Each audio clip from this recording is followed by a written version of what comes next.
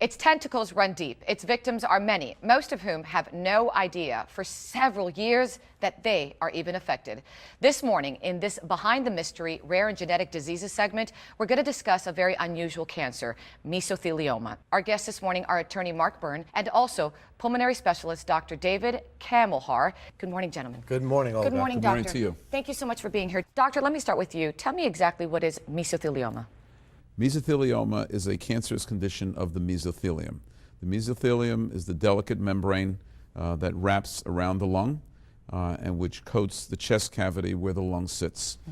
During normal breathing, those two surfaces glide against one another for normal, comfortable breathing that allows irritation not to occur in that spot. If asbestos is inhaled, asbestos moves its way toward the edge of the lung and reaches the mesothelium, reaches the edge of the lung, and can cause inflammation in those delicate cells. Asbestos has been directly linked to this malignant change. Asbestos is by far and away the most common cause of mesothelioma. Okay. Mark, let me bring you in. Let's talk about asbestos. Tell me about it.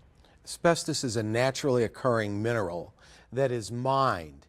And for many, many years, the workers in those mines were not told about the terrible dangers involved without using the proper respiratory equipment or other things to protect themselves, particularly from breathing in this terrible, terrible fiber.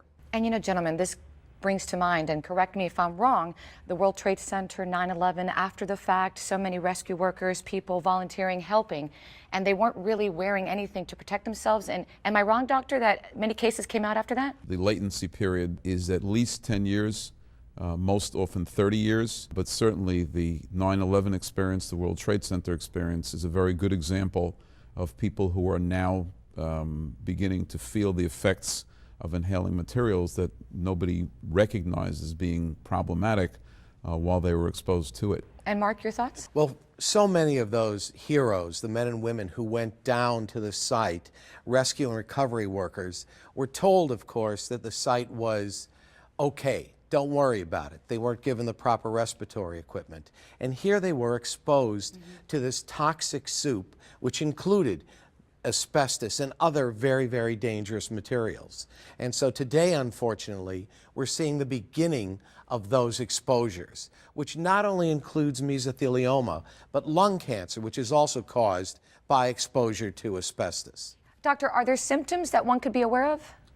Symptoms of mesothelioma are the same symptoms of any lung condition. The lung can make you cough, the lung can make you short of breath, there could be pain in the chest, and perhaps others, but there's nothing unique to mesothelioma. All right, gentlemen, I want you to stay right there because we're going to take a quick break. And after the break, we're going to return and talk about who's at risk, who is exactly at risk. You might be actually surprised to learn how close this could hit home. It's very surprising. Stay with us.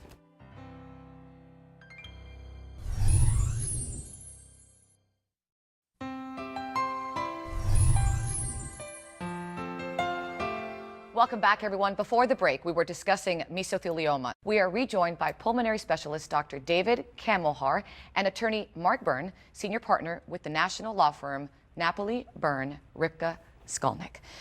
Gentlemen, look at these numbers, and I'd like our viewers to look at this as well. And this was astonishing to me. Approximately 3,000 new cases of mesothelioma are diagnosed every year. And the 3,000 does not count the many thousands of additional cases of lung cancer, which are also known to have been caused by exposure to asbestos. Many of these are workers, construction workers. Most of them have been working around or near it because asbestos is everywhere. But that doesn't include all of them. We have many cases of people who are at home. In fact, doctor, you have an amazing story and a very sad one directly related to this. It was really one of the first cases of mesothelioma that I saw, that I was involved with. It was a girl who, when her father worked in the Brooklyn Navy Yard, he came home and she was responsible for washing his clothes. And from that exposure, he had the asbestos on his clothes. So if there is such a thing as secondhand exposure, I think that's a good example of it. She developed mesothelioma. Obviously, she knew that she had asbestos in her environment because her father worked there. But it's the hair dryers, the toasters, the other home improvements. Mark, it's almost like materials products that we use every day. Absolutely. And this is what we call take-home exposure. Can we talk about some treatments? The best treatment is surgery. If there is a localized case where there is one area of chest wall that is involved, then there is still room for that. Mark, let me end with you. If someone out there maybe knows of someone that's been exposed or wonders if they've been exposed, what options do they have? The real options are hope. They have to remain hopeful. As Dr. Kamelhar has indicated, they continue to do work every day, but they must get medical help as soon as possible. Thank you so much, gentlemen, both Thank of you, you, for your Olga. time. Doctor, thank you for creating awareness, and you, Mark. Thank you. Thank you. And to learn more about asbestos and its connection to mesothelioma, the deadly form of cancer, and to learn more about your legal rights, go to this website. That's napoliburn.com, napoliburn.com.